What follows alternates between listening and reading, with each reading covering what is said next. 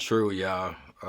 Early this morning, I want to tell everybody that at the end of this month, it's like 30 or 40 million people, mostly in the low income realm of the United States of America, that's going to be kicked out or evicted. What the government did lasted until the end of this month. So take this very, very seriously because what they did was put y'all in even more of a predicament. So at the end of this month, not only did they didn't forgive the rent forever. It runs out at the end of this month. They have like $100 million for the whole nation with an additional 200 million, but it's all tied up in bureaucracy. That means red tape. And they have a 10-page application and a whole lot of documents that they need. So for all the people in this situation, I'm praying for y'all. Y'all need to go ahead and start applying because they not gonna, and they made it hard, like to rent again because you behind on your rent, a long way behind. So $100 million is not gonna hit everybody. It's a crucial time, and I know all the little change that they gave y'all has run out. So we need to start a petition or something. And I want y'all to watch this video at the end because this is very, very serious. And now you have a right to fight. If you do get an eviction notice, you still can go to court, but that'll buy you like 30 days at the most.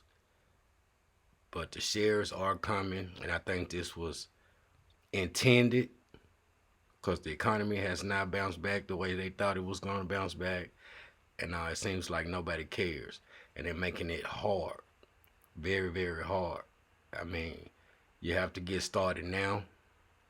You get your documentation, and go ahead and apply for whatever is in your city and your state.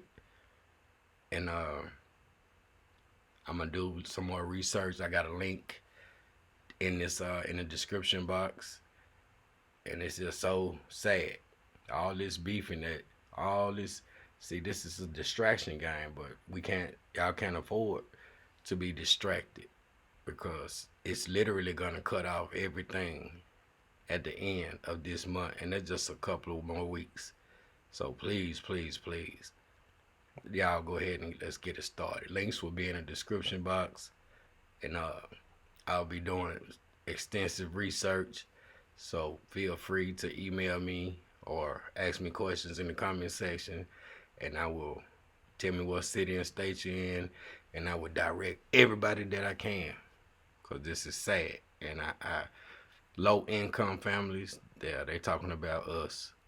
I mean, black, brown, and some low class, low income whites. But man, the gig is up, y'all. Let's go. Come on now. Black people, stand up. Let's go. Help. True. Watch this video. True. Nationwide eviction moratorium expires at the end of this month. Experts say low-income communities and people of color could suffer the most. In today's Voices for Equality, our Joe Ripley shows you how one organization is working to empower tenants. At this point, Kiana Jones will take anything she can get. It's kind of feel like I'm defeated, but it's not no fault to my own, and I have to keep remembering that I did get evicted. I was still paying my rent during the pandemic. Jones was ousted from her Conyers apartment when the owner sold the property back in March. She's staying in a hotel now, paying around $700 a week to live and store her belongings. My strategy is basically calling places every day, and then dealing with that on Zillow and the marketplace and all the other apps. It's so many scammers out nowadays. You never know who you're talking to. So Housing Justice League is a community-led grassroots organization that's fighting against displacement, particularly in Black and low-income communities. Allison Johnson runs the Housing Justice League. She says due to lack of policy, tenants typically carry the burden when it comes to losing their homes. Most people who are going through an eviction don't understand the legal jargon. They don't understand the entire process of an eviction. So sometimes when they get a notice to vacate, they automatically up and leave. They don't understand that they have the right to fight. The Aspen Institute predicted about 40 million Americans, predominantly working class people or communities of color, could find themselves out of a home when a nationwide moratorium expires at the end of June. This has been an unprecedented and unbelievable 13 or 14 months. And the economic recovery has been very uneven.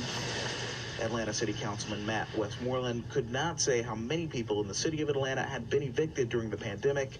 He says the goal is to keep as many people in their homes as possible and provide more affordable options by using a $100 million housing bond, plus nearly $200 million through the American Rescue Plan for mortgage and rental assistance and to combat homelessness. It's confusing, it's just living day by day. Back in Conyers, with housing hard to find right now, Kiana Jones says she'll keep looking for more normalcy and her next home.